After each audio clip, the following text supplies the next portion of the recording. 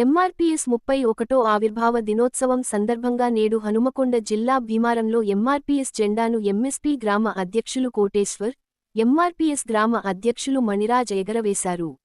ఈ సందర్భంగా వారు మాట్లాడుతూ, మందకృష్ణ మాదిగ 30 ఏళ్లు సుదీర్ఘంగా పోరాటం చేయడంతో ఎస్సీ వర్గీకరణ సాధ్యమైందన్నారు. ఎస్సీ వర్గీకరణ కోసం మందకృష్ణ మాదిగ అనేక పోరాటాలు చేశారని ఈ సందర్భంగా వారు గుర్తు చేశారు. ఈ కార్యక్రమంలో ఎంఎస్పీ గ్రామ అధ్యక్షులు కోటేశ్వర్, ఎంఆర్పీఎస్ గ్రామ అధ్యక్షులు మణిరాజ్, ఉపాధ్యక్షులు క్రాంతికుమార్, యాదగిరి, అనిల్, సరోజన, రవి, రమేష్ తదితరులు పాల్గొన్నారు.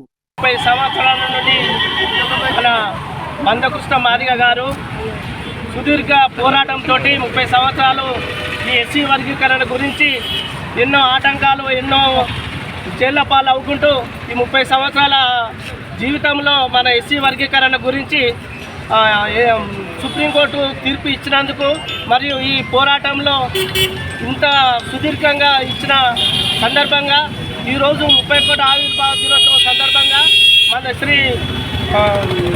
పద్మశ్రీ అవార్డు గ్రహీత మందకృష్ణ మాదిగ గారు ఈ రోజున జన్మదిన సందర్భంగా మన ఉమ్మడి ఆంధ్రప్రదేశ్ మరియు తెలంగాణకు ఈ ఎస్సీ వర్గీకరణ గురించి అందరికీ న్యాయపరంగా ఎస్సీలో ప్రతి ఒక్కరికి ఓన్లీ ఎస్సీ కాకుండా బీసీ, మైనారిటీ అన్నీ కలుపుకుపోయే విధంగా మన మందకృష్ణ మాదిగ గారు ఈ పోరాటంలో ఎస్సీ వర్గీకరణ గురించి అన్నీ ఏర్పాటు చేసినారు.